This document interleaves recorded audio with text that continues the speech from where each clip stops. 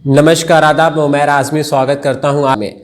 यूँ तो आज़मगढ़ में अनेकों साहित्यकार हुए हैं, साहित्यकारों की धरती कही जाती है आज़मगढ़। लेकिन आज हमारे साथ जो है बातचीत करने के लिए आज़मगढ़ के मशहूर शायर अय्यूब वफ़ा साहब मौजूद हैं। आज हम उनके घर पर मौजूद हैं। स्वागत है अय्यूब वफ़ा साहब आपका। शुक्रिया। पिछले दिनों एक जो है दुख भरी घटना सुनने को मिली कि आपका एक्सीडेंट हो गया। उसके बाद आप काफ़ी दिन तक हॉस्पिटल में एडमिट रहे, ऑपरेशन भी हुआ आपका। तो कैसे अभी आप हैं? अभी तो ठीक हैं, अब 4-6 महीने चल नहीं पाएंगे। ठीक हैं, हॉस्पिटल से आ गए हैं। जी। तो अय्यूब वफ़ा साहब, मतलब ये हम जानना चाह रहे हैं, समाज से भी आप लगातार जुड़े रहे और सूत्रों के हवाले से खबर ये भी मिलती रही है कि समाज के ही किसी काम से आप गए और रास्ते में आपका एक्सीडेंट हो गया।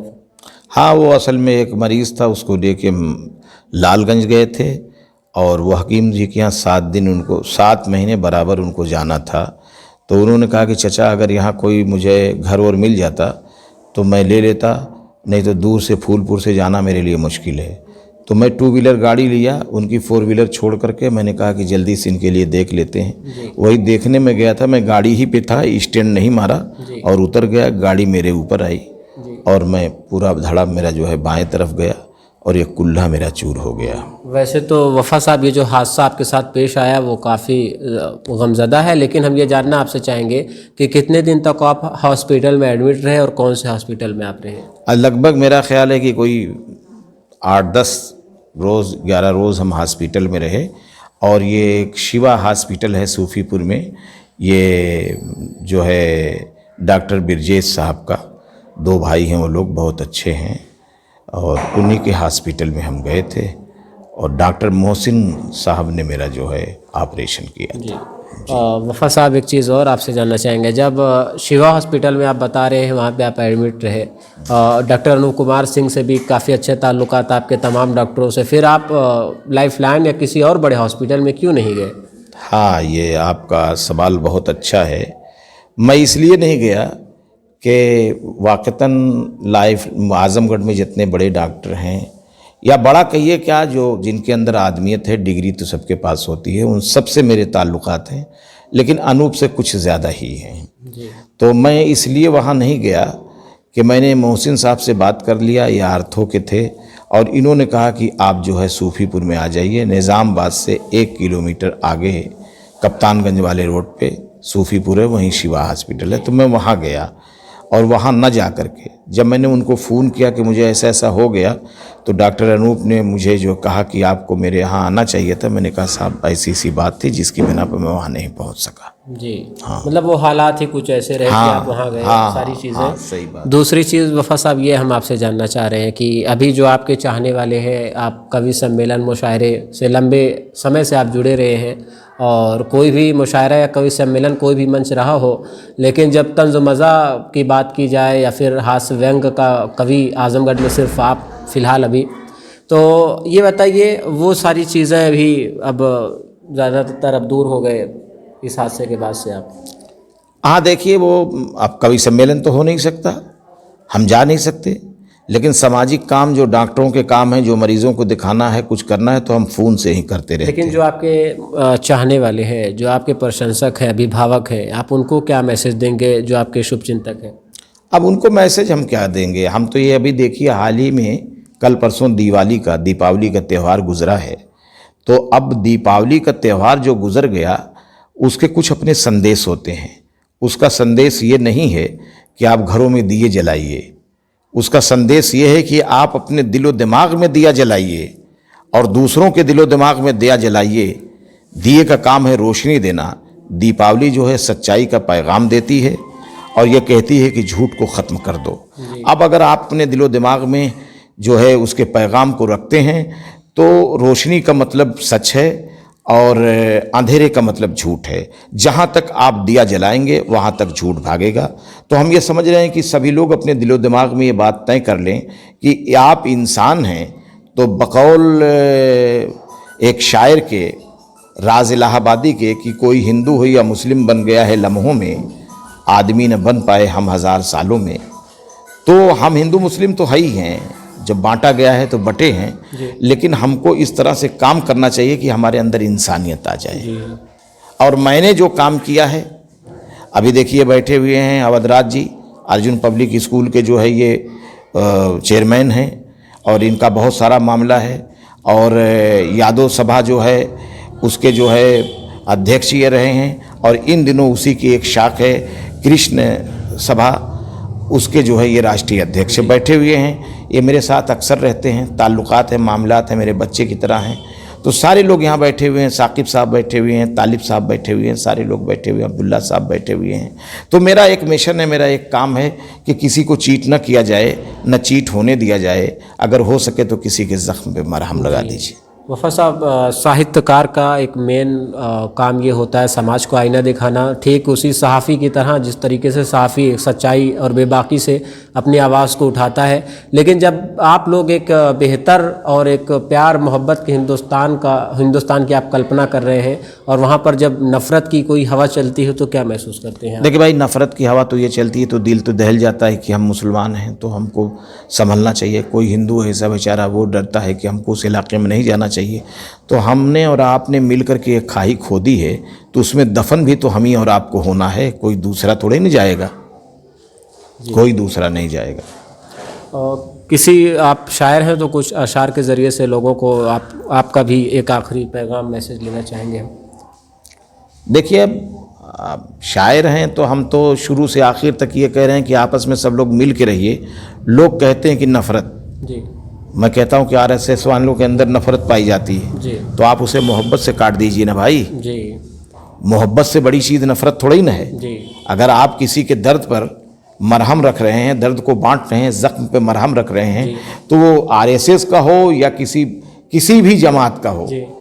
उसका दिल आपके लिए पसीज वफ़ा जाए। साहब, अभी इस फ़िलहाल अक्टूबर नवंबर का महीना ये, उसके बाद नया साल भी आने वाला, तो नए साल पर ही कुछ अशार आप दर्शकों के लिए हमारे?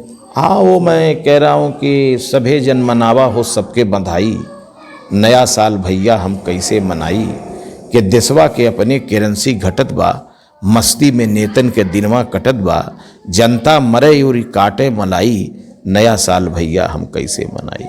बहुत बहुत शुक्रिया वफ़ा साहब। ये थे अय्यूब वफ़ा साहब, जो आज़मगढ़ के मशहूर शायर, हास्य व्यंग के कवि हैं, तंज़ व मज़ाक़ के शायर हैं। इनसे हमारी ख़ास मुलाकात हुई।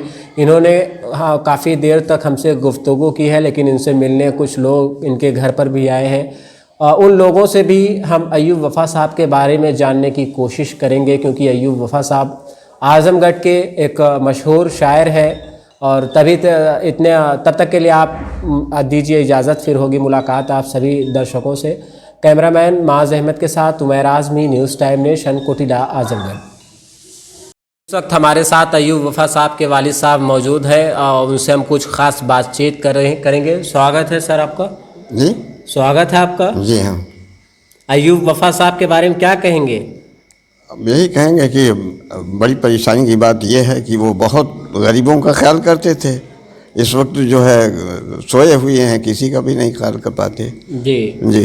तो लंबे समय से वो शायरी कर रहे हैं, तो बड़े बड़े मुशायरों में भी जाते रहे हैं, तो बड़ा नाम है उनका पूरे आज़मगढ़ समेत पूरे हिंदुस्तान में। तो खुशी इस बात की आपको भी है? जी, ज़रूर खुशी है। अच्छा। जी।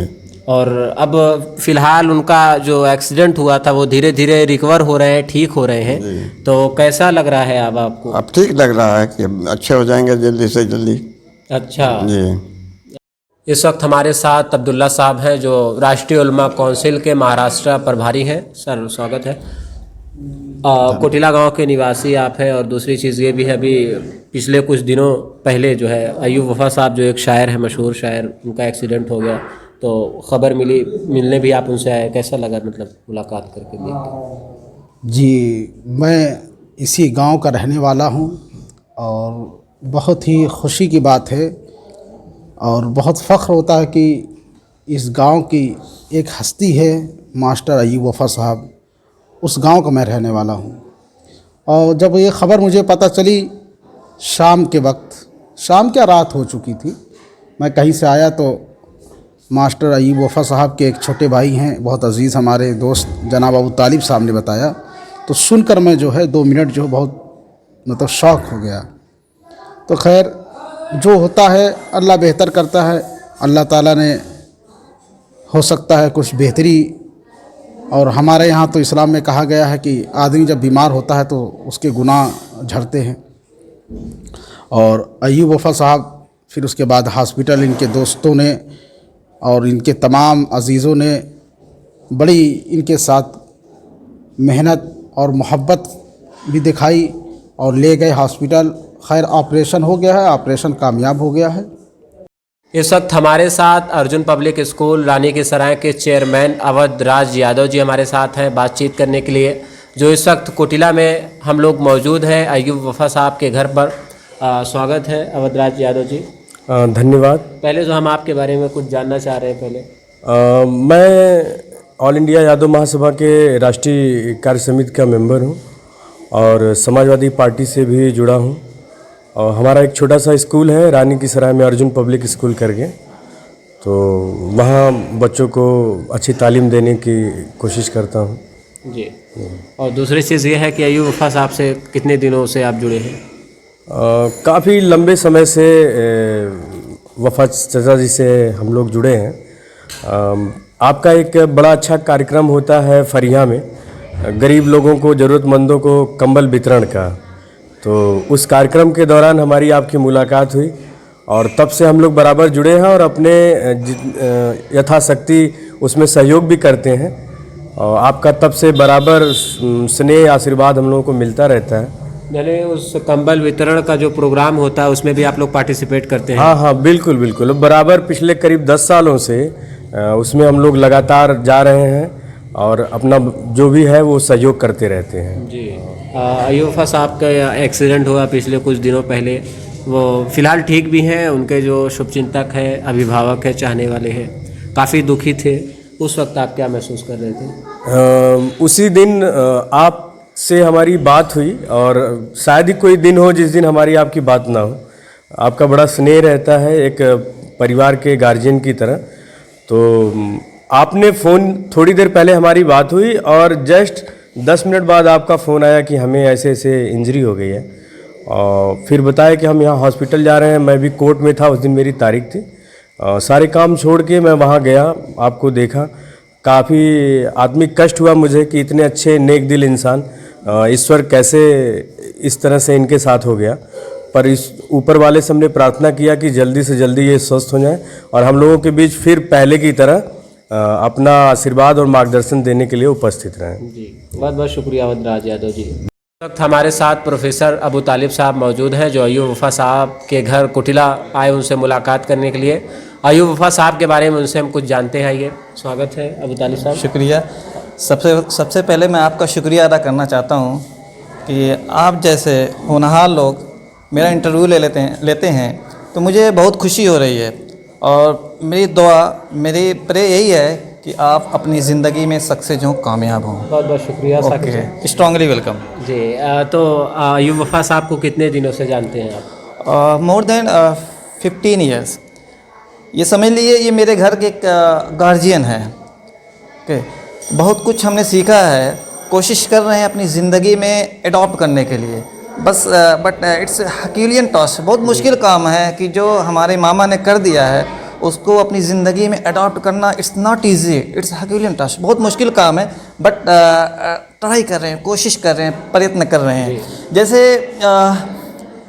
ये जो है हफ्ते में, फॉर एग्ज़ाम्पल, हफ्ते में 4 दिन अपने लिए, अपने परिवार के लिए, अपने घर वालों के लिए, जीविका चलाने के लिए 4 दिन देते हैं। और almost 3 day he spend for the poor people, for the needy people. और 3 दिन जो है गरीबों के लिए, पीड़ित लोगों के लिए, परेशान।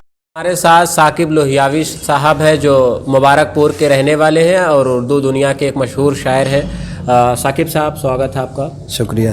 अभी आप अय्यूब वफ़ा साहब से मिलने आए, जो तंज़ मज़ाह की दुनिया के एक माहिर शायर हैं, मशहूर शायर हैं। मतलब मुलाकात हुई, क्या महसूस किया आपने? वो हमारे आइडियल हैं, हमारे सरपरस्त हैं, और एक तरीके से कह लिया जाए तो उर्दू अदब की सल्तनत के शाहजहाँ हैं वो।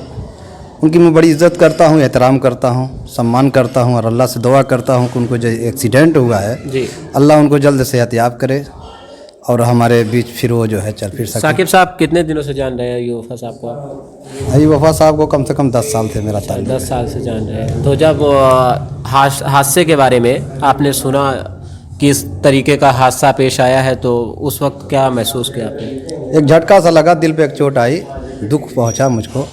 भाई बड़े करीब हैं, मेरे सरपरस्त हैं, तो जाहिर सी बात है मेरे बहुत करीब हैं, बिल्कुल बिल्कुल, शुक्रिया। इसलिए